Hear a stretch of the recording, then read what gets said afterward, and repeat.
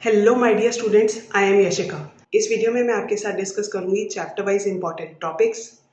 इन topic से किस type के क्वेश्चंस पूछे जाते हैं और ये क्वेश्चंस कितने मार्क्स में पूछे जाते हैं। इस वीडियो में मैंने इंपॉर्टेंट एनसीईआरटी के एग्जांपल्स बता दिए, बट अगर आप चाहते हो कि मैं एनसीईआरटी की एक्सरसाइज के इंपॉर्टेंट क्वेश्चंस और एडिशनल के इंपॉर्टेंट क्वेश्चंस पर वीडियो बनाऊं तो आप मुझे कमेंट करके बता दो। इस वीडियो को बनाने के लिए मुझे बहुत सारे बच्चों ने कमेंट करा था। अगर आप भी चाहते हो कि मैं किसी टॉपिक पर वीडियो बनाऊं तो आप मुझे कमेंट सेक्शन में मेंशन कर दो। जिस टॉपिक पर सबसे ज़्यादा कमेंट्स आएंगे मैं उस पर ही वीडियो नेक्स्ट बनाऊंगी। अब मैं डिस्कस करूंगी chapter 1 electric charges and fields. Force between multiple charges, इससे जो है मोस्टली न्यूमेरिकल्स पूछे जाते हैं, इसका कोई डेरिवेशन नहीं आता। जो इससे न्यूमेरिकल पूछा जाता है वो कुछ इस टाइप का होता है, एग्जाम्पल 1.7 जैसा। तो एग्जाम में आपको इसी तरह के न्यूमेरिकल्स आएंगे। नेक्स्ट है electric field due to a system of charges, इससे डेरिवेशन पूछा जाता है। तो इसमें net electric field at point P क्या है उसका एक्सप्रेशन आपको डिराइव करने के लिए आता है। तो बेसिकली आपको ये एक्सप्रेशन डिराइव करना आना चाहिए। ये एग्जाम में 2 मार्क्स में पूछा जा चुका है। एग्जाम्पल 1.9 आपको सॉल्व करना चाहिए। Next topic is electric field lines. Point charge की जो इलेक्ट्रिक फील्ड है उसमें 1/r² टर्म आता है, तो इसमें आपको डिराइव करना आता है the electric field strength varies as 1/r²। तो इसका जो डेरिवेशन का आंसर है ये आपको इधर मिल जाएगा। ये 3 मार्क्स में पूछा जा चुका है एग्जाम में। नेक्स्ट है इलेक्ट्रिक फील्ड लाइंस की प्रॉपर्टीज, इससे रीजनिंग बेस्ड क्वेश्चंस पूछे जाते हैं और ये 1 मार्क में ही जनरली आते हैं। और दूसरी चीज़ जो इससे पूछी जाती है वो है इलेक्ट्रिक फील्ड लाइंस ड्रॉ करना। तो ये जो चार्ज कॉन्फ़िगरेशंस की इलेक्ट्रिक फील्ड लाइंस दी हुई हैं फिगर 1.17 में, ये आपको बनानी आनी चाहिए। Next topic is electric dipole. Electric dipole में डेरिवेशन आता है, तो इसमें 2 टाइप्स के डेरिवेशन पूछे जाते हैं। पहला, the field of an dipole for the points on the axis. तो ये एक्सियल पॉइंट के लिए आपको इलेक्ट्रिक फील्ड का ये एक्सप्रेशन डिराइव करना आना चाहिए। और दूसरा, for the points on the equatorial plane, इसके लिए आपको ये एक्सप्रेशन डिराइव करना आना चाहिए। ये 2 या 3 मार्क्स में इन दोनों में से एक केस एग्जाम में पूछा जाता है। नेक्स्ट आता है dipole in a uniform external field. तो इसमें आपको पूछा जाता है कि net force on a dipole क्या है, और दूसरा आपको इसमें टॉर्क का एक्सप्रेशन डिराइव करना आना चाहिए। तो बेसिकली आपको ये एक्सप्रेशन डिराइव करना है। अभी ये तो हमने देखा यूनिफॉर्म एक्सटर्नल फील्ड के लिए, बट अगर डाइपोल जो है नॉन यूनिफॉर्म फील्ड में रखा जाए तो इसमें आपको क्वेश्चन आता है direction of net force on dipole क्या है। तो इस फिगर में आपको दिया हुआ है और इसका जो रीज़न है आपको इधर मिल जाएगा। अब नेक्स्ट टॉपिक है गॉस लॉ। गॉस लॉ जो है इस पूरे चैप्टर का सबसे इम्पॉर्टेंट टॉपिक है। इस चैप्टर से अगर कोई 5 मार्क का क्वेश्चन पूछा जाता है वो गॉस लॉ से ही पूछा जाता है। सबसे पहले आपको गॉस लॉ का स्टेटमेंट आना चाहिए, और दूसरा इससे एक डेरिवेशन पूछा जाता है। ये चार्ज स्मॉल की जो है इस स्फीयर के सेंटर में रखा हुआ है, और इसमें क्वेश्चन आता है कि प्रूव करो flux through the sphere is Q/ε0। तो इसमें आपको बेसिकली ये एक्सप्रेशन डिराइव करना आना चाहिए। अब गॉस लॉ से जो 5 मार्क का क्वेश्चन आता है वो सिर्फ डेरिवेशन नहीं होता, वो 3 मार्क्स का डेरिवेशन होता है और 2 मार्क्स का न्यूमेरिकल होता है। जो गॉस लॉ से न्यूमेरिकल पूछे जाते हैं वो कुछ इस टाइप के होते हैं, जैसे कि एग्जाम्पल 1.11 है और एग्जाम्पल 1.12। तो एग्ज़ाम में भी कुछ इसी टाइप के न्यूमेरिकल्स पूछे जाते हैं। अब नेक्स्ट आता है एप्लीकेशंस ऑफ गॉस लॉ। इससे जो है डेरिवेशन ही आती है। तो पहला है field due to an infinitely long straight uniformly charged wire. Long wire की वजह से पॉइंट P पे जो इलेक्ट्रिक फील्ड है उसका एक्सप्रेशन आपको डिराइव करने को आता है। तो बेसिकली तो इसमें आपको ये एक्सप्रेशन डिराइव करना आना चाहिए। और दूसरा इसमें जो डेरिवेशन होता है वो है field due to a uniformly charged infinite plane sheet. तो इसमें आपको ये डिराइव करना आना चाहिए। Field due to a uniformly charge thin spherical shell जो है ये इस साल आपके सिलेबस से हट चुका है। इस वीडियो को लाइक कर दो और चैनल को सब्सक्राइब कर दो ताकि ऐसे ही हेल्पफुल वीडियोस आपसे मिस ना हो जाए। अब हम डिस्कस करते हैं electrostatic potential and capacitance chapter 2। Electrostatic potential में आप ये एक्सप्रेशन याद होना चाहिए। अब आते हैं potential due to a point charge. इसमें आपको निकालना आना चाहिए पॉइंट P पे पोटेंशियल क्या है इस चार्ज Q की वजह से ये डेरिवेशन में पूछा जा सकता है, तो आपको ये डिराइव करना आना चाहिए। नेक्स्ट है फिगर 2.4, ये बहुत ही इंपॉर्टेंट है, ये भी एक 1 मार्क क्वेश्चन पूछा जाता है। नेक्स्ट आते हैं potential due to an electric dipole. इसमें एक डाइपोल की वजह से पॉइंट पी पर पोटेंशियल क्या है, इसका एक्सप्रेशन भी डिराइव करने को आता है। तो बेसिकली ये स्टेप्स करके आपको ये एक्सप्रेशन डिराइव करना है। Potential due to a system of charges से न्यूमेरिकल्स आते हैं, कोई डेरिवेशन नहीं पूछा जाता। तो इसका ये जो न्यूमेरिकल है एग्जाम्पल 2.2, ये आपको आना चाहिए। और ये एग्जाम्पल 2.3 तो बहुत ही इंपॉर्टेंट है, इसका जो एक एक सब पार्ट है वो 1 मार्क क्वेश्चन की तरह पूछा जाता है, इसको बिल्कुल भी मत छोड़ के जाना, ये बहुत ही इंपॉर्टेंट है। इक्वी पोटेंशियल सरफेस में ये जो सारे फिगर्स हैं ये सब पूछे जाते हैं। ये वाला equi potential surface for a uniform field, ये दोनों, ये सब आपको बनाने आने चाहिए। और दूसरा, इक्वी पोटेंशियल सर्फेसेस की कुछ प्रॉपर्टीज़ होती है जिनका रीजनिंग बेस्ड क्वेश्चन आते हैं या उनसे एप्लीकेशन बेस्ड क्वेश्चन पूछे जा सकते हैं कि किसी क्वेश्चन में कोई प्रॉपर्टी इक्वी पोटेंशियल सरफेस की यूज़ हो रही हो। Relation between field and potential में ये एक्सप्रेशन आपको डिराइव करना आना चाहिए। Potential energy of system of charges, इसमें ये एक्सप्रेशन जो है ये डायरेक्ट फार्मूला न्यूमेरिकल्स में यूज़ होता है। एज सच इसका डेरिवेशन नहीं पूछा जाता, तो जैसे मैंने बताया था इसका न्यूमेरिकल्स पूछे जाते हैं। एग्जाम्पल 2.4 जो है इस टाइप के। नेक्स्ट है potential energy of a system of 2 charges in an external field. इसमें ये एक्सप्रेशन डिराइव करने को आता है कि जब 2 चार्जेस Q1 और Q2 किसी एक्सटर्नल फील्ड में रखे हैं तो उस सिस्टम को असेंबल करने का वर्क डन क्या होगा, तो उसका एक्सप्रेशन ये है।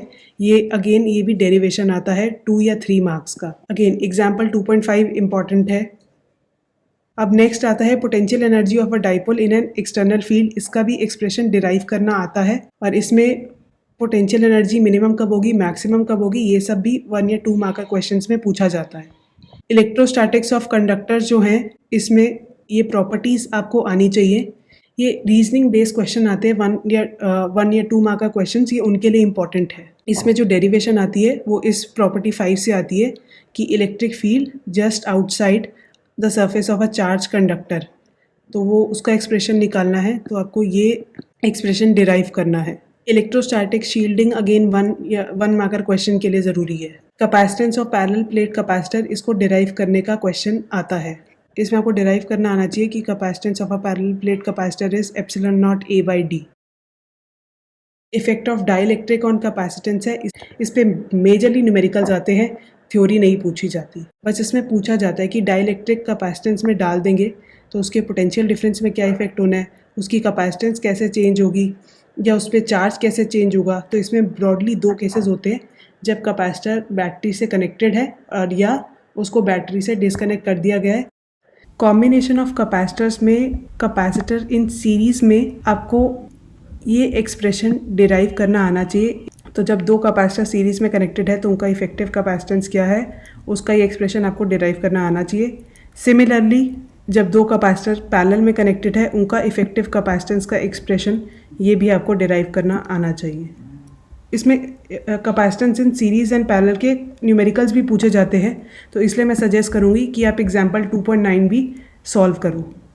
Energy stored in a capacitor Q²/2C, और ये तीनों फॉर्मूला आपको डिराइव करने का पूछा जाता है 2 मार्क का क्वेश्चन में। और दूसरी इंपॉर्टेंट चीज़ है एनर्जी डेंसिटी या energy stored per unit volume, तो इसका भी एक्सप्रेशन आपको पता होना चाहिए। अगेन एग्जाम्पल 2.10 इंपॉर्टेंट है और वैन डी ग्राफ जनरेटर आपके सिलेबस में नहीं है। अब आते हैं चैप्टर 3 करंट इलेक्ट्रिसिटी। इसमें जो मोस्ट इम्पॉर्टेंट है वो 5 मार्क का क्वेश्चन में पूछा जाता है कि ड्रिफ्ट वेलोसिटी क्या है, रिलैक्सेशन टाइम क्या है, इनका डेफिनेशन, और ये डिराइव करना एक्सप्रेशन फॉर ड्रिफ्ट वेलोसिटी, ये सब पूछा जाता है। और दूसरा इसमें पूछा जाता है relation between current and drift velocity, तो I = NEA/VD, ये वाला एक्सप्रेशन पूछा जाता है। दूसरा इसमें पूछा जाता है relation between current density and electric field, तो J और A के बीच का रिलेशन पूछा जाता है। ये ओम्स लॉ का वेक्टर फॉर्म है, तो इससे हम ओम्स लॉ भी डिड्यूस कर सकते हैं। तो इसमें सिग्मा आ जाता है Ne² τ/m, तो ओम्स लॉ का वेक्टर फॉर्म है J = σE। और नेक्स्ट एग्जाम्पल 3.2 इम्पॉर्टेंट है। मोबिलिटी में मोबिलिटी का डेफिनेशन, एसआई यूनिट और फॉर्मूला ये सब पूछा जाता है। इससे रिलेटेड 1 मार्क क्वेश्चंस भी पूछे जाते हैं। एक तो ये लिमिटेशंस ऑफ ओम्स लॉ पूछा जाता है और इसके जो ग्राफ्स हैं ये भी बहुत इंपॉर्टेंट है, ये 1 मार्क क्वेश्चंस में पूछे जाते हैं। इसमें कार्बन रजिस्टर्स आपके सिलेबस से 2021 में हट चुका है और कोडिंग ऑफ रजिस्टर्स भी हट चुका है। अब आ जाते हैं टेम्परेचर डिपेंडेंस ऑफ रेजिस्टिविटी। ये इम्पॉर्टेंट है, आपको आना चाहिए। और इसके जो ये 3 ग्राफ्स हैं ये बहुत ही इंपॉर्टेंट है। इससे एप्लीकेशन बेस्ड भी क्वेश्चंस पूछे जाते हैं जो कि 1 मार्क में इनडायरेक्टली यूज़ होते हैं। दूसरा कि इसमें आपको 2 और रीजनिंग बेस्ड क्वेश्चन ये पूछे जाते हैं कि मेटल्स की और सेमीकंडक्टर्स की रेजिस्टिविटी टेम्परेचर के साथ कैसे चेंज करती है और क्यों। तो इसका रीजनिंग आपको इधर मिल जाएगा। अगेन एग्जाम्पल 3.3 आपको करना है, 3.4 भी करना है। अब इधर पूछा जाता है कि पावर जब ट्रांसमिशन करते हैं तो हाई वोल्टेज पे क्यों करते हैं, उसका आंसर आपको इधर मिल जाएगा। ये भी क्वेश्चन पूछा जा चुका है। कॉम्बिनेशन ऑफ रजिस्टर जो है आपके सिलेबस से सीरीज़ और पैरेलल इस 2021 में हट चुका है। सेल्स, ईएमएफ और ये इंटरनल रेजिस्टेंस बहुत इंपॉर्टेंट है। इससे कैसे क्वेश्चन आते हैं अभी देखते हैं। इसमें टर्मिनल वोल्टेज वर्सेस करंट का ग्राफ भी पूछा जाता है, तो ये एनसीईआरटी में नहीं है, आपको आना चाहिए। तो ये सारे एक्सप्रेशंस आपको आने चाहिए। इनसे इनडायरेक्टली ग्राफ्स पूछे जाते हैं। एक तो variation of terminal voltage versus I का ग्राफ जो मैंने पीछे भी बताया, और दूसरा I current versus capital R का ग्राफ, ये सारे पूछे जाते हैं। ये सब आपको आने चाहिए। इससे भी 1 मार्क क्वेश्चंस बहुत सारे पूछे जाते हैं। अब ये cells in series and parallel आपके सिलेबस से नहीं हटा है, इसका डेरिवेशन भी आता है। तो जब 2 सेल सीरीज़ में कनेक्टेड हो तो उसका इक्विवेलेंट ईएमएफ और इक्विवेलेंट इंटरनल रेजिस्टेंस, उसका एक्सप्रेशन आपको डिराइव करना आना चाहिए। तो आपको ये एक्सप्रेशंस डिराइव करने आने चाहिए। और दूसरा, जब पैरेलल कॉम्बिनेशन ऑफ सेल्स है इसमें आपको ये दोनों एक्सप्रेशंस डिराइव करने आने चाहिए। किरचॉफ रूल से जो है स्टेटमेंट पूछा जाता है दोनों किरचॉफ रूल्स की, और इससे बहुत ज़्यादा न्यूमेरिकल्स आते हैं। तो आपको इससे न्यूमेरिकल्स की प्रैक्टिस करनी है। ये जंक्शन रूल है और लूप रूल है, इनका डेफिनेशन आता है। 3.6 इतना इम्पॉर्टेंट नहीं है और 3.7 भी नहीं है, क्योंकि बहुत बड़े क्वेश्चंस हैं, एग्ज़ाम में गिवन टाइम में कंप्लीट नहीं होते, इसलिए इनके आने के चांसेस कम है। व्हीटस्टोन ब्रिज में डेरिवेशन आता है balance condition of Wheatstone bridge का। ये वाला एक्सप्रेशन आपको डिराइव करना है। एग्जाम्पल 3.8 इम्पॉर्टेंट है। मीटर ब्रिज में आता है प्रिंसिपल, वर्किंग, और इसमें पूछा जाता है कि ये थिक कॉपर स्ट्रिप्स क्यों यूज़ करते हैं। दूसरा, इसमें ये पूछा जाता है कि बैलेंस पॉइंट मिडल में क्यों लाते हैं मीटर ब्रिज में, और मीटर ब्रिज के लिए वायर के लिए कौन सा मटेरियल यूज़ करते हैं और क्यों। पोटेंशियोमीटर बहुत इंपॉर्टेंट टॉपिक है। इससे पूछा जाता है प्रिंसिपल क्या है पोटेंशियोमीटर का, हम पोटेंशियोमीटर की सेंसिटिविटी कैसे इंक्रीज़ कर सकते हैं, वन साइडेड डिफ्लेक्शन का कॉज क्या होता है पोटेंशियोमीटर में। और इससे 2 डेरिवेशंस पूछी जाती है। डेरिवेशन पहला, कंपेयर करना ईएमएफ ऑफ 2 सेल्स, तो E1 और E2 इन दोनों का कंपैरिजन करना हो तो एक डेरिवेशन ये पूछी जाती है। तो ये उसका डायग्राम है, आपको ये एक्सप्रेशन डिराइव करना है बेसिकली। और दूसरी डेरिवेशन पूछी जाती है find the internal resistance of a cell, तो एक सेल की इंटरनल रेजिस्टेंस निकालनी है, तो उसका फिगर ये है और एक्सप्रेशन आपको ये डिराइव करना है। दूसरा, एक रीजनिंग क्वेश्चन पूछा जाता है why potentiometer is preferred over voltmeter. Syllabus में इससे लिखा हुआ है कि पोटेंशियोमीटर क्वालिटेटिव आइडिया ओनली, इसलिए हो सकता है कि इससे न्यूमेरिकल ना आए, बट फिर भी मैं कहूँगी कि आप 3.10 एग्जाम्पल कर लो। अब डिस्कस करते हैं chapter 4 moving charges and magnetism. इसमें लॉरेंस फोर्स से रिलेटेड 2 और 3 मार्क्स क्वेश्चंस पूछे जाते हैं और इसका ये पॉइंट्स आपके काम आएंगे उनको आंसर करने में। एग्जाम्पल 4.1 करना है आपको, 4.2 भी करना है। Motion in a magnetic field में आपको दोनों, इसके 2 केस है। पहला, जब magnetic field is perpendicular to velocity, ये सर्कुलर मोशन आता है, इसमें रेडियस का एक्सप्रेशन निकालना, ये रेडियस का एक्सप्रेशन निकालना डिराइव करना आता है। दूसरा, और इससे और भी रिलेटेड 1 मार्क क्वेश्चंस पूछे जाते हैं इस फॉर्मूला से रिलेटेड। एक दूसरा केस भी होता है हेलिकल मोशन का, तो ये भी आपको आना चाहिए। इसमें ये एक्सप्रेशन और ये वाला एक्सप्रेशन बीच वाला, ये भी आपको आने चाहिए। नेक्स्ट है motion in combined electric and magnetic fields. इसमें वेलोसिटी सेलेक्टर का जो डेरिवेशन है ये 2 मार्क्स में पूछा जाता है। V = E/B, ये आपको आना चाहिए। साइक्लोट्रॉन इस साल सिलेबस से हट गया है। अब जो है बायट-सावर्ट लॉ, इसका स्टेटमेंट पूछा जाता है और इसका फॉर्मूला भी लिखने को आता है। एग्जाम्पल 4.5 आपको करना है और इस सब का आपको बेसिक आइडिया होना चाहिए। ये magnetic field on the axis of a circular current loop, तो ये करंट कैरिंग लूप है। पॉइंट पी जो कि इसके एक्सिस पर है, इधर मैग्नेटिक फील्ड क्या होगी, इसका डेरिवेशन आपको आना चाहिए। तो बेसिकली इसमें आपको ये एक्सप्रेशन डिराइव करना आना चाहिए और राइट हैंड थंब रूल भी आपको आना चाहिए। एग्जाम्पल 4.6 अगेन इम्पॉर्टेंट है। एम्पियर सर्किटल लॉ में इसमें स्टेटमेंट पूछा जाता है और इसके प्रॉब्लम्स पूछे जाते हैं। इसमें जो डेरिवेशन आता है सर्किटल लॉ से रिलेटेड वो है magnetic field due to an infinitely long straight current carrying wire. सो इसका ये expression B is mu naught I by 2πr, ये आपको डिराइव करना आएगा। दूसरा एग्जाम्पल 4.8 है, ये भी 3 मार्कर में पूछा जा चुका है, ये बहुत इंपॉर्टेंट है। इसका ग्राफ भी, ये ग्राफ यहाँ बना हुआ है, ये भी इंपॉर्टेंट है, आपको आना चाहिए। सो ये एक्सप्रेशन आपको magnetic field due to solenoid, इसका एक्सप्रेशन आपको डिराइव करना आना चाहिए। दूसरा आना चाहिए magnetic field due to a toroid, इसका आंसर आपको इधर मिल जाएगा। ये force between two parallel currents निकालना, इसका डेरिवेशन पूछा जाता है, इसमें आपको ये एक्सप्रेशन डिराइव करना आना चाहिए। और दूसरा जो इसमें इम्पॉर्टेंट पूछा जाता है वो है, एक तो ये भी पूछा जाता है और दूसरा जो है इससे आपको डिफाइन करना है 1 एम्पियर। एग्जाम्पल 4.10 इम्पॉर्टेंट है। नेक्स्ट जो इससे पूछा जाता है वो है talk on a rectangular current loop in a uniform magnetic field. तो जब ये करंट लूप को मैग्नेटिक फील्ड में रख दे तो इस पर टॉक क्या लगता है, इसका एक्सप्रेशन आपको डिराइव करना है। ये वाला इसका इधर दिया हुआ है और आपको ये एक्सप्रेशन डिराइव करना है। मैग्नेटिक मोमेंट से रिलेटेड क्वेश्चंस आते हैं तो इसको आपको ये भी पता होना चाहिए और इसका ये फॉर्मूला भी आना चाहिए आपको। एग्जाम्पल 4.12 आपको करना है। अब ये बहुत ही इंपॉर्टेंट है और ये 3 मार्क्स में पूछा जाता है। Magnetic dipole moment of an electron revolving around a nucleus, इसका एक्सप्रेशन आपको डिराइव करना पूछा जाता है। तो पहले आपको ये डिराइव करना है EVR/2 और उसके बाद एक तो ये केस या तो कहते हैं कि यहाँ तक डिराइव करो क्वेश्चन में, या क्वेश्चन में कहते हैं ये वाला एक्सप्रेशन डिराइव करने को आता है। डिपेंडिंग अपॉन क्वेश्चन में क्या गिवन है, या आपको यहाँ तक डिराइव करना है या आपको यहाँ तक डिराइव करना है। मूविंग कॉइल गैल्वेनोमीटर है, इससे ये बहुत इंपॉर्टेंट है, इससे 5 मार्क क्वेश्चन पूछा जाता है। इससे क्या पूछा जाता है, सबसे पहले इसका मूविंग कॉइल गैल्वेनोमीटर का प्रिंसिपल क्या है, इसका वर्किंग क्या है और इसमें रेडियल फील्ड क्यों होती है, और दूसरा इसमें सॉफ्ट आयरन कोर जो यहाँ है इसका यूज़ क्या है। तो ये चीज़ें पूछी जाती हैं मेनली। ये भी पूछा जाता है कि गैल्वेनोमीटर की एज सच इसको एमीटर बनाने के लिए क्यों नहीं यूज़ कर सकते। इसमें करंट सेंसिटिविटी, वोल्टेज सेंसिटिविटी, इनका डेफिनेशन और एक्सप्रेशंस भी पूछे जाते हैं। Current sensitivity may not necessarily increase voltage sensitivity, इसका रीज़न भी पूछा जाता है और आंसर इसके बिल्कुल नीचे दिया हुआ है। एग्जाम्पल 4.3, इसके इवन न्यूमेरिकल्स भी आते हैं, तो मैं सजेस्ट करूँगी कि एग्जाम्पल 4.3 भी आप ट्राई करो। नेक्स्ट हम डिस्कस करते हैं चैप्टर 5 मैग्नेटिज्म एंड मैटर। इसमें जो है मैग्नेटिक फील्ड लाइंस और उनकी जो बेसिक प्रॉपर्टीज़ हैं, इनके रीजनिंग बेस्ड क्वेश्चंस आते हैं, ये आपको आनी चाहिए। और फिगर 5.3 आपको आना चाहिए। नेक्स्ट जो क्वेश्चन आता है वो ये है कि बार मैग्नेट एक सोलेनॉइड के इक्विवेलेंट है, ये आपको प्रूव करना है। ये एक फाइनाइट सोलेनॉइड है जिसका लेंथ 2L है।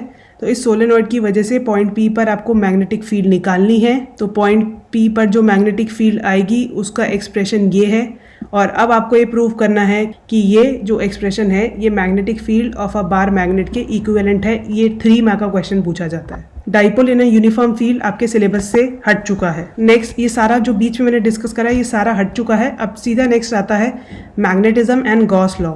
इसमें Gauss law in magnetism state करने को आता है, और दूसरा आता है difference between Gauss law of magnetism and Gauss law in electrostatics, ये पूछा जाता है। दूसरा इसमें एग्जांपल 5.6 इंपॉर्टेंट है। इसमें जो क्वेश्चंस है बेसिकली मैग्नेटिक फील्ड लाइंस की जो प्रॉपर्टीज है उसके एप्लीकेशन है, उस भी आपको आना चाहिए। एग्जाम्पल 5.7 में पार्ट बी इंपॉर्टेंट है। इसमें नेक्स्ट टॉपिक है अर्थ्स मैग्नेटिज्म। डेफिनेशंस मेजरली आते हैं, तो ये 1 मार्क का क्वेश्चंस पूछे जाते हैं इससे। तो मैग्नेटिक डेक्लिनेशन का डेफिनेशन क्या है, एंगल ऑफ डिप पूछा जाता है, इसका डेफिनेशन क्या है। बाकी आपको हॉरिजॉन्टल और vertical components of magnetic field पता होने चाहिए। नेक्स्ट ये लाइन इंपॉर्टेंट है, आप पढ़ लेना, इससे भी 1 मार्क क्वेश्चन पूछा जाता है। तो ये जो फॉर्मूलाज लिखे हुए हैं इससे आपको 2 मार्क का क्वेश्चन पूछा जाता है। ये जो मैंने फॉर्मूलाज डिस्कस करे इनसे 2 मार्क का क्वेश्चन कुछ इस टाइप का आता है। ये जो एग्जाम्पल 5.9 है, तो आप इसको भी ट्राई करो। बाकी आगे का पार्ट इससे चैप्टर का कट चुका है। अब आते हैं चैप्टर 6 इलेक्ट्रोमैग्नेटिक इंडक्शन पर। Experiments of Faraday and Henry, इसका आपको बेसिक आना चाहिए। ये पूछा गया था कि इनमें से एक एक्सपेरिमेंट बताओ, डिस्क्राइब करो। फैराडेज लॉ ऑफ इंडक्शन में इस ईएमएफ जो आता है इससे रिलेटेड क्वेश्चंस पूछे जाते हैं। एग्जाम्पल 6.1 एंड 6.2, इस चैप्टर में जो है एग्जाम्पल्स बहुत ही इंपॉर्टेंट है। इसमें आपको सारे एग्जाम्पल्स करने, क्योंकि एग्जाम्पल से डायरेक्ट 3 और 5 मार्क का क्वेश्चंस पूछे जाते हैं। एग्जाम्पल 6.3 भी इम्पॉर्टेंट है। लेंज लॉ का स्टेटमेंट पूछा जाता है। 6.4 इम्पॉर्टेंट, 6.5 इम्पॉर्टेंट। जितने भी अभी तक करें सब 1 मार्क क्वेश्चंस में पूछे जाते हैं। मोशनल ईएमएफ, तो इस आर्म को मूव कर रहे हैं विद वेलोसिटी v, तो इसका एक्सप्रेशन फॉर ईएमएफ ये आपको निकालना है। तो ये E=BLV प्रूव करना है। और इसके 2 मेथड्स पूछे जाते हैं, एक तो ये, और कई बार पेपर में मेंशन करा जाता है कि इसको आप लॉरेंस फोर्स के मेथड से बताओ कि एक्सप्रेशन फॉर इंड्यूस्ड ईएमएफ क्या है। तो E=BLV ये लॉरेंस फोर्स वाले मेथड से बताओ। तो मेंशन हो तो आपको ये वाला एक चीज़ पूरी यूज़ करनी है। ये लॉरेंस फोर्स वाला मेथड है। एग्जाम्पल 6.6 अगेन इम्पॉर्टेंट, ये सब आता है। 6.7, और इसमें जो है करंट, फोर्स और ये पावर के एक्सप्रेशन, ये सब आपको डिराइव करने के लिए आते हैं एक ही क्वेश्चन में। कि 6.8 अगेन इम्पॉर्टेंट, एडी करंट से ज़्यादा डिटेल में नहीं पूछा जाता, इससे 1 मार्क क्वेश्चंस पूछे जाते हैं, या इससे पूछ ली जाती है कि इनके एडवांटेज कहाँ हैं। एडवांटेज की भी मोस्टली सिर्फ स्टेटमेंट ही पूछी गई है, इसकी डिस्क्रिप्शन नहीं पूछते इतना। इंडक्टेंस में इंडक्टेंस 2 टाइप की है, म्यूचुअल और सेल्फ इंडक्टेंस। एक तो म्यूचुअल इंडक्टेंस में एक तो डेफिनेशन पूछा जाता है और डिराइव करने को आता है mutual inductance of a pair of solenoids. तो इसमें ये एक्सप्रेशन आपको डिराइव करने को आता है। और दूसरा जो क्वेश्चन आता है वो ये आता है कि प्रूव करो M12 = M21, ये भी पूछा जाता है। और दूसरा जो म्यूचुअल इंडक्टेंस निकालने के लिए आता है वो आता है 2 कंसेंट्रिक सर्कुलर कॉइल्स के लिए। लिखा तो ये एग्जाम्पल में है, लेकिन इन अ फॉर्म ऑफ क्वेश्चन पूछा जाता है 3 मार्कर। और इस फॉर्मूला से रिलेटेड क्वेश्चन आते हैं छोटे 2 मार्कर्स के। सेल्फ इंडक्टेंस का भी अगेन डेफिनेशन आता है, ये फार्मूला से रिलेटेड क्वेश्चंस आते हैं। और self inductance of a solenoid का एक्सप्रेशन डिराइव करने को आता है 2 मार्क का क्वेश्चन में। Next is work done in establishing the current I in a solenoid of self inductance L। तो इसका ये एक्सप्रेशन आपको डिराइव करने के लिए आता है। ये 6.10 इंपॉर्टेंट, और इसमें ये भी निकालने को आता है कि magnetic energy per unit volume निकालो। तो ये पूरा एक क्वेश्चन आता है 3 मार्कर का। AC जनरेटर में पूछा जाता है principle, working, expression for induced EMF आता है। तो ये रहा इसका एक्सप्रेशन फॉर इंड्यूस्ड EMF। और दूसरा जो इसमें पूछा जाता है वो है ये ग्राफ्स। तो ये ग्राफ्स आपको आने चाहिए। नेक्स्ट डिस्कस करते हैं चैप्टर 7 ऑल्टरनेटिंग करंट। इसमें जो है ये आपको सारे आने चाहिए। पहला AC voltage applied to a resistor, इसमें phase relationship between current and voltage, average power का expression, and then RMS current क्या होता है ये आपको पता होना चाहिए। ये सब 1 मार्क क्वेश्चंस के लिए ज़रूरी है। इसमें जो मोस्ट इंपॉर्टेंट है वो है ये फेजर्स। नेक्स्ट है AC voltage applied to an inductor. पूछा जाता है कि प्रूव करो current phasor is π/2 behind the voltage phasor. दूसरा, ये आपको फेजर डायग्राम बनाना आना चाहिए और ये ग्राफ बनाना आना चाहिए। जो 2 मार्क्स क्वेश्चन में पूछा जाता है बेसिकली वो ये पूछा जाता है कि average power supply to an inductor over a complete cycle is 0, इसको प्रूव करो। ये 2 मार्क्स में आता है। 7.2 यू कैन डू। अब नेक्स्ट है AC voltage applied to a capacitor, phase relationship between current and voltage, और यही पूछा जाता है कि average power supplied to a capacitor over complete cycle is 0, इसको प्रूव करो। ये 2 मार्क का क्वेश्चन आता है। 7.3 भी 1 या 2 मार्कर में पूछा जाता है। 7.5 भी 1 मार्क में पूछा जाता है। अब नेक्स्ट है AC voltage applied to series LCR circuit. इसमें बेसिकली क्या आता है, इन सब में आता है एक तो ये इम्पिडेंस निकालनी होती है यूजिंग फेजर्स, और दूसरी चीज़ क्या आती है, phase relation between current and voltage. अब इसमें जो है कॉन्सेप्ट बेस्ड क्वेश्चंस भी आते हैं कि आपको कोई एलिमेंट आइडेंटिफाई करना है। आपके जैसे दिया हुआ है करंट लैग्स बिहाइंड वोल्टेज, वो कौन सा एलिमेंट हुआ, कैपेसिटर है, इंडक्टर है। इसमें आइडेंटिफिकेशन बेस्ड क्वेश्चंस भी बहुत पूछे जाते हैं। तो इसमें मेन चीज़ जो मैंने बोली, एक तो ये आपको फेज़र डायग्राम आना चाहिए और दूसरा आपको ये इम्पीडेंस का एक्सप्रेशन डिराइव करना है, जो मैंने ऊपर बात करे RL, RC, RL सर्किट्स और LCR सर्किट्स के लिए। नेक्स्ट आपको ये एक्सप्रेशन tan phi का भी डिराइव करने को आ सकता है और ये आपको इम्पीडेंस डायग्राम है, ये भी आपको आना चाहिए क्योंकि इससे रिलेटेड न्यूमेरिकल्स भी पूछे जाते हैं। अभी जो आपने फार्मूलाज डिराइव करे हैं ये सारे फार्मूलाज LCR सर्किट के लिए हैं। अब एग्जाम में जो न्यूमेरिकल्स आएंगे वो RL, RC या LC सर्किट्स के लिए आ सकते हैं, बट उनके लिए, उन न्यूमेरिकल्स के लिए भी जो फॉर्मूला है वो यही यूज़ होंगे जो अभी हमने डिस्कस करे हैं LCR सर्किट के लिए। ये करंट और वोल्टेज रिलेशनशिप भी आपको आना चाहिए। एनालिटिकल सोल्यूशन जो है ये पूछा नहीं गया है आज तक। अब आ जाते हैं रेजोनेंस पे, तो expression for resonant frequency derive करने को आता है, तो ये इसका डेरिवेशन आता है। और दूसरा ये प्लॉट बहुत इंपॉर्टेंट है, ये पूछा जाता है 1 मार्क में। दूसरा शार्पनेस ऑफ रेजोनेंस, तो बेसिकली क्वालिटी फैक्टर को आप इसका एक्सप्रेशन डिराइव करो, ये भी पूछा जाता है।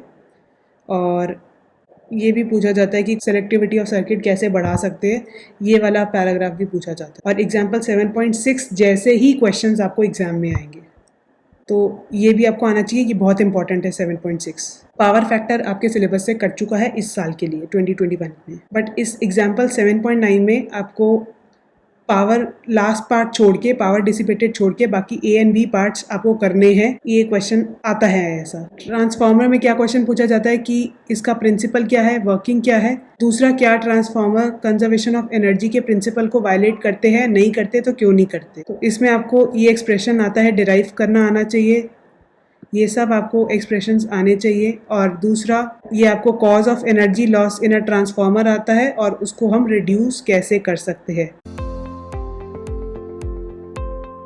डिस्कस करते हैं चैप्टर 8 इलेक्ट्रोमैग्नेटिक वेव्स। इस चैप्टर से जो है 1 मार्कर, 2 मार्कर या मैक्सिमम 3 मार्कर क्वेश्चन पूछा जाता है। इसमें ये पार्ट सारा सिलेबस से कट चुका है, यहाँ से आना है। तो इसमें आपको इलेक्ट्रोमैग्नेटिक वेव्स में सबसे पहले आपको पता होना चाहिए कि इलेक्ट्रोमैग्नेटिक वेव्स का सोर्स क्या है, ये क्वेश्चन पूछा जाता है।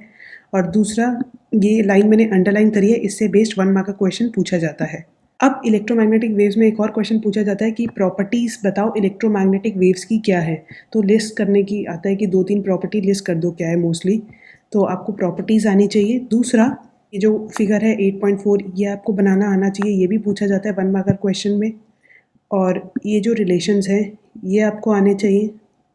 दूसरा, ये जो रिलेशंस दिए हुए हैं ये भी आपको पता होने चाहिए, इनसे बेस्ड न्यूमेरिकल्स आते हैं। ये यहाँ पे जो है प्रॉपर्टीज़ दी हुई है इलेक्ट्रोमैग्नेटिक वेव्स की, आप इनको ज़रूर पढ़ो, ये पूछी जाती हैं। बाकी ये सेक्शन भी मैं कहूँगी आप इसको पढ़ लो। अब जो इसमें न्यूमेरिकल्स पूछे जाते हैं वो पूछे जाते हैं, जैसे एग्जाम्पल 8.2 है, एग्जाम्पल 8.3 है, इसी टाइप के क्वेश्चंस पूछे जाते हैं। अब इसमें नेक्स्ट पूछा जाता है जो इंपॉर्टेंट है वो है इलेक्ट्रोमैग्नेटिक स्पेक्ट्रम। तो इलेक्ट्रोमैग्नेटिक स्पेक्ट्रम में जो रेज, एक्स-रेज, ये सब है, इनका फ्रीक्वेंसी और वेवलेंथ का रेंज आना चाहिए कि इनमें क्या होता है। अगर फ्रीक्वेंसी दी हुई है तो आपको आइडेंटिफाई करना आना चाहिए कि ये गामा रे है, एक्स रे है, क्या है। तो आपको इनकी फ्रीक्वेंसी और वेवलेंथ की रेंज पता होनी चाहिए। दूसरा, इधर इनके radio waves, microwaves, infrared waves, visible raise, इन सब के आपको यूजेस दिए हुए 1 या 2 मार्क्स में यूजेस पूछे जाते हैं, तो वो भी आपको आने चाहिए। नेक्स्ट डिस्कस करेंगे chapter 9 ray optics and optical instruments. इसमें जो है मिरर्स कट चुका है, हमें स्टार्ट करना है यहाँ से। इसमें रिफ्रैक्शन है, मिरर्स कट चुका है। रिफ्रैक्शन में जो इम्पॉर्टेंट है वो है टोटल इंटरनल रिफ्लेक्शन, इससे बेस्ड क्वेश्चंस आते हैं। और इसमें पूछा जाता है condition for total internal reflection, वो ही आपको इसी में मिल जाएगी। और इस फॉर्मूला से बेस्ड क्वेश्चंस भी आते हैं। अब applications of total internal reflection में 2 चीज़ें इंपॉर्टेंट है। पहला, प्रिज्म। तो प्रिज्म के ये जो फिगर 9.15 है ये आपको पूछी जाती है। और दूसरा, ऑप्टिकल फाइबर्स। प्रिज्म के और भी क्वेश्चंस आते हैं और ऑप्टिकल फाइबर्स में आपको उसके बारे में पूछा जाता है और ये डायग्राम भी एग्ज़ाम में पूछा जाता है। नेक्स्ट आता है refraction at a spherical surface. तो इसमें आपको डेरिवेशन आता है, ये वाला एक्सप्रेशन डिराइव करने का, तो ये आपको डिराइव करना आना चाहिए। और एग्जाम्पल 9.6 है, ये भी आपको ट्राई करना चाहिए। अब रिफ्रैक्शन बाय अ लेंस है, तो इसमें आपको लेंस मेकर्स फॉर्मूला डिराइव करने को आता है, derive lens makers formula. Example 9.7 है, ये इंपॉर्टेंट है 1 मार्क क्वेश्चन के लिए। पावर ऑफ अ लेंस, ये डेरिवेशन आपको पूछा जाता है जो इस पेज पे दिया हुआ है, 2 मार्कर में पूछा गया हुआ है। और एग्जाम्पल 9.8 जो है आपको ट्राई करना चाहिए, ऐसे क्वेश्चंस पूछे जाते हैं। अब आ जाता है कॉम्बिनेशन ऑफ थिन लेंसेज। तो जब दो लेंसेज कॉन्टैक्ट में हो तो इनका इक्विवेलेंट फोकल लेंथ क्या होता है, इसका एक्सप्रेशन आपको डिराइव करना आता है। तो derive focal length of combination of lenses. अब इस पे बेस्ड क्वेश्चंस भी आते हैं जब कॉम्बिनेशन ऑफ लेंसेज हो। तो इसका एक एग्जांपल है एग्जांपल 9.9। अब इस चैप्टर से जो है एग्जांपल्स और एनसीईआरटी की बैक एक्सरसाइज के क्वेश्चंस डायरेक्ट आते हैं, तो मैं कहूँगी वो आप ट्राई करो। अब आ जाते हैं रिफ्रैक्शन थ्रू अ प्रिज्म। अब इससे रिलेटेड जो है कुछ क्वेश्चंस भी आते हैं जो कि एनसीईआरटी में नहीं है। और दूसरा जो इसमें डेरिवेशन आता है वो आता है एंगल ऑफ मिनिमम डेविएशन निकालने का। तो इसमें आपको एक तो ये angle of minimum deviation derive करना है, ये वाला एक्सप्रेशन, और दूसरा आपको ये फिगर पूछा जाता है प्लॉट करने के लिए, तो ये भी आपको आना चाहिए। ये आप सब आपके सिलेबस में नहीं है, हट चुका है। रेनबो ये सब नहीं है। अब आता है माइक्रोस्कोप। तो इसमें सिंपल माइक्रोस्कोप की मैग्नीफिकेशन आपको दो केस के लिए आनी चाहिए। पहला जब इमेज इन्फिनिटी पे बन रही है और दूसरा जब इमेज नियर पॉइंट पे है। तो दोनों केस के लिए आपको मैग्नीफिकेशन डिराइव करना आना चाहिए। मेनली जो एग्जाम में पूछा जाता है वो है कंपाउंड माइक्रोस्कोप। अब आपको बहुत सारी बुक्स में कंपाउंड माइक्रोस्कोप की डेरिवेशन बहुत ही कॉम्प्लिकेटेड मिलेगी, बट सीबीएसई की मार्किंग स्कीम के अकॉर्डिंग अगर देखा जाए तो आपको एनसीईआरटी की ही जो डेरिवेशन है वो फॉलो करनी है। आपको वो इतनी लंबी वाली डेरिवेशन नहीं करनी है। तो दैट्स अ गुड पॉइंट। तो आप किसी भी बुक को ना फॉलो करके एनसीईआरटी में जाओ, आपको बेनिफिट रहेगा, क्योंकि यहाँ डेरिवेशन काफ़ी छोटी दी हुई है। अच्छा, कंपाउंड माइक्रोस्कोप में जो पूछा जाता है वो है रे डायग्राम, उसकी वर्किंग और डेरिवेशन ऑफ मैग्नीफाइंग पावर। दो केस के लिए, जब इमेज पहला इन्फिनिटी पे बनी है और दूसरा जब इमेज नियर पॉइंट पे, दोनों के लिए ही आपको आता है। दूसरा इससे बेस न्यूमेरिकल्स भी आते हैं और कुछ क्वेश्चंस बता देती हूँ जो पूछे जाते हैं कि कंपाउंड माइक्रोस्कोप की मैग्नीफाइंग पावर हम कैसे इंक्रीज कर सकते हैं, एंगुलर मैग्नीफिकेशन कैसे बढ़ा सकते हैं इसकी। तो कंपाउंड माइक्रोस्कोप की ये सब आपको आना चाहिए। कंपाउंड माइक्रोस्कोप में ये जो फिगर 9.31 है, कई बार तो ये बनाना भी आ जाता है 1 या 2 मार्क्स में, तो ये भी आपको बनाना आना चाहिए। आई नो थोड़ा सा बनाना टफ है। दूसरा है टेलीस्कोप। इसमें आपको रे डायग्राम आना चाहिए। ये जो फिगर है रिफ्रैक्टिंग टाइप टेलीस्कोप का, और ये एक ही केस के लिए है एनसीईआरटी में। तो आप बाकी बुक्स में ज़्यादा दिया हुआ है, आप उसको ज़्यादा मत करके जाना। तो इसमें सिर्फ एक ही केस है जब इमेज इन्फिनिटी पे बनती है फाइनल इमेज, तो आपको वही केस करना है। तो इस केस में आपको रे डायग्राम आना चाहिए, वर्किंग आनी चाहिए, डेरिवेशन ऑफ मैग्नीफाइंग पावर, और इसमें ये भी पूछा जाता है कि मैग्नीफाइंग पावर हम कैसे इंक्रीज़ कर सकते हैं टेलीस्कोप की। और दूसरा आपको रीजंस, ये बहुत ही बार पूछा गया है, वो है रिफ्लेक्टिंग टाइप टेलीस्कोप क्यों प्रेफर करा जाता है ओवर रिफ्रैक्टिंग टाइप टेलीस्कोप। और कई बार ये भी पूछा जाता है कि रिफ्रैक्टिंग टाइप टेलीस्कोप के डिसएडवांटेजेस क्या हैं और रिफ्लेक्टिंग टाइप टेलीस्कोप के एडवांटेजेस क्या है। तो ये क्वेश्चन का फॉर्म यही है, इसका आंसर आपको इधर मिल जाएगा। दूसरा है रिफ्लेक्टिंग टाइप टेलीस्कोप या कैसीग्रेन टेलीस्कोप, इसका भी वर्किंग ये सब आपको आना चाहिए। अब हम डिस्कस करते हैं चैप्टर 10 वेव ऑप्टिक। इसमें वेव फ्रंट का डेफिनेशन पूछा जाता है। दूसरा जो डेरिवेशन पूछा जाता है वो ये है कि हाइगेंस प्रिंसिपल से लॉज ऑफ रिफ्लेक्शन और लॉज ऑफ रिफ्रैक्शन प्रूव करो। तो ये वाला 10.31 में ये डेरिवेशन जो है ये आपको डिराइव करना आना चाहिए। और इसमें ये भी पूछा जाता है कि फ्रीक्वेंसी रिमेन सेम जब रिफ्रैक्शन होता है, तो उसका भी ये भी डिराइव करना आपको आना चाहिए।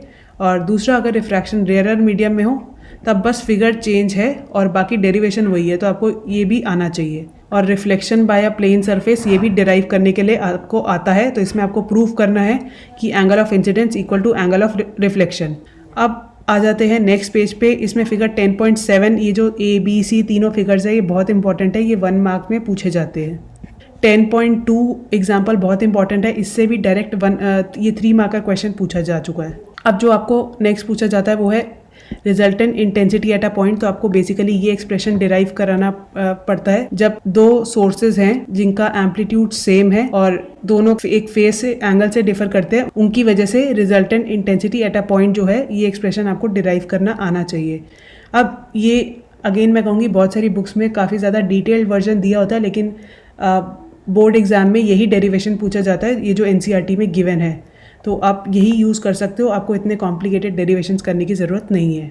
दूसरा इसमें पूछा जाता है कि condition for constructive and destructive interference, ये भी पूछा जाता है। दूसरा इसमें ये पूछा जाता है कि कोहेरेंट सोर्सेज ज़रूरी, why are coherent sources necessary to produce sustain interference pattern, उसका आंसर भी आपको इधर ही मिल जाएगा कि कोहेरेंट सोर्सेज क्यों ज़रूरी हैं। अब जो मेन इंपॉर्टेंट है वो है यंग्स डबल स्लिट एक्सपेरिमेंट, इससे न्यूमेरिकल्स भी पूछे जाते हैं। तो इसमें डिराइव करना पड़ता है पोजीशन ऑफ मैक्सिमा और मिनिमा, और दूसरा फ्रिंज विड्थ का एक्सप्रेशन डिराइव करने को आपको आता है। और बाकी यंग्स डबल स्लिट एक्सपेरिमेंट का जो इंटरफेरेंस पैटर्न जो दिखता है वो भी आपको आना चाहिए ये बनाना। इसमें एग्जाम्पल 10.4 से डायरेक्ट 1 मार्क क्वेश्चंस पूछे जाते हैं, ये भी आपको आना चाहिए। अब आ जाते हैं डिफ्रैक्शन पर। तो इसमें आपको पूछा जाता है explanation of diffraction pattern on the basis of हाइगेन्स principal, और इसमें आपको ये बताना है कि आप कंडीशन फॉर मैक्सिमा और मिनिमा क्या है। तो बेसिकली एक रीजनिंग ही है जो आपको एनसीईआरटी में दिया हुआ है। दूसरा इसमें ये पूछा जाता है कि विद इंक्रीजिंग एन इसमें इंटेंसिटी कैसे डिक्रीज़ हो जाती है। तो उसका आंसर ये मैंने येलो से हाईलाइट कर दिया है कि एन को इंक्रीज़ करते हैं तो इंटेंसिटी कैसे डिक्रीज़ होती है, ये आप चेक कर सकते हो। दूसरा इंटरफेरेंस पैटर्न दिखता कैसे है, फिगर 10.16 ये आपको बनाना आना। इसमें ये भी पूछा जाता है कि ये जो डबल स्लिट एक्सपेरिमेंट है ये एक्चुअली सुपरपोजिशन और सिंगल स्लिट डिफ्रैक्शन है और डबल स्लिट इंटरफेरेंस है। तो ये तो इसका बेसिकली आपको फिगर पूछा जाता है बनाना और इसको एक्सप्लेन करना आपको आना चाहिए। और इसमें ये एग्जाम्पल 10.5 है, ये भी 2 मार्क का क्वेश्चन पूछा जाता है। तो दूसरा है इंटरफेरेंस और डिफ्रैक्शन का कंपैरिजन, ये आपको इस लाइन में मिल जाएगा, ये भी आता है। आपके सिलेबस में आगे नहीं है, वो कट चुका है, इस चैप्टर में बस इतना ही था। अब आते हैं chapter 11 dual nature of radiation and matter. इसमें जो है इम्पॉर्टेंट है experimental study of photo electric effect. तो ये सेटअप के बारे में आपको बेसिक नॉलेज होनी चाहिए, और ये वाला ग्राफ और ये वाला ग्राफ और ये वाला ग्राफ, ये सब ग्राफ आपको आने चाहिए और इनके पीछे का लॉजिक भी आना चाहिए, बिकॉज तीनों ग्राफ से रिलेटेड जो कॉन्सेप्ट है उस पर बेस्ड आपको इनडायरेक्ट क्वेश्चंस पूछे जाएंगे। तो हो सकता है क्या कभी ये डायरेक्टली भी पूछे जाए या इससे इनडायरेक्टली क्वेश्चंस भी पूछे जाते हैं। तो इन सब का आपको बेसिक अंडरस्टैंडिंग होनी चाहिए। इवन ये वाला ग्राफ भी इंपॉर्टेंट है, इसमें आपको stopping potential, cut off frequency, ये सब टर्म्स की डेफिनेशन भी आने चाहिए।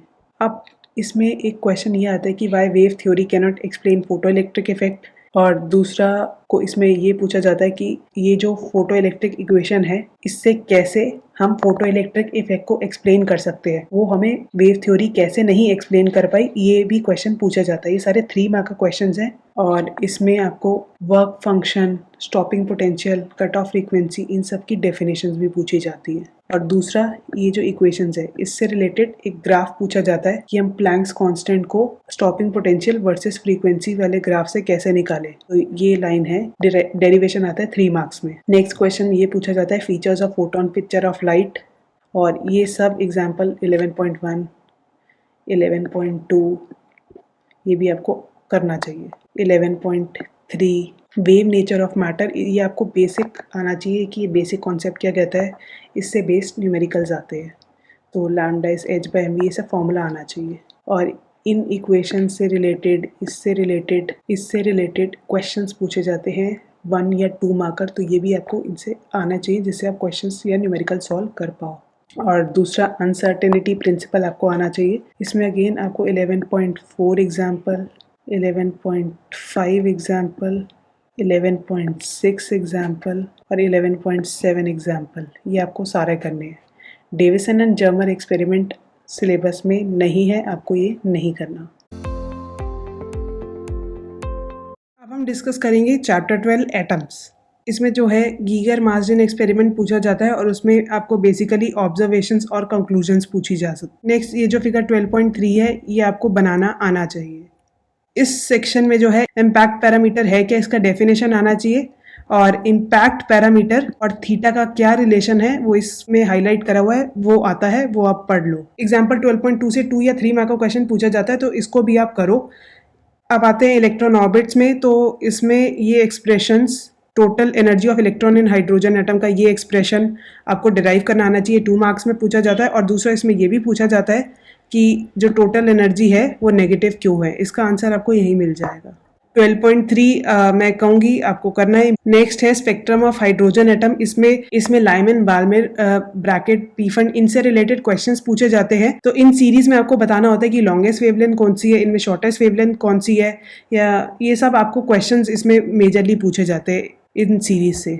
ये वेवलेंथ की एक्सप्रेशन है, लेकिन आपको ये फ्रीक्वेंसी का रिलेशन भी आना चाहिए कि इनकी फ्रीक्वेंसी क्या होती है, आपको कैसे निकालनी है। नेक्स्ट इसमें पूछा जाता है कि लिमिटेशंस ऑफ रदरफोर्ड मॉडल क्या है, वो आपको इस पैराग्राफ में मिल जाएंगी। एग्जाम्पल 12.4 अगेन इम्पॉर्टेंट है। ये सारे बोर्स पॉस्टुलेट जो हैं, bourse first postulate, second postulate, third postulate, इन सब के स्टेटमेंट्स आपको लिखने आने चाहिए, ये एग्जाम में पूछे जाते हैं। और दूसरा जो इसमें ये पूछा जाता है 3 मार्क्स का derivation, dual nature of matter, atoms और न्यूक्लिया, इसे 5 मार्क का क्वेश्चन नहीं पूछा जाता है। इससे जनरली 1, 2 या 3 मार्क का क्वेश्चन ही पूछे जाते हैं।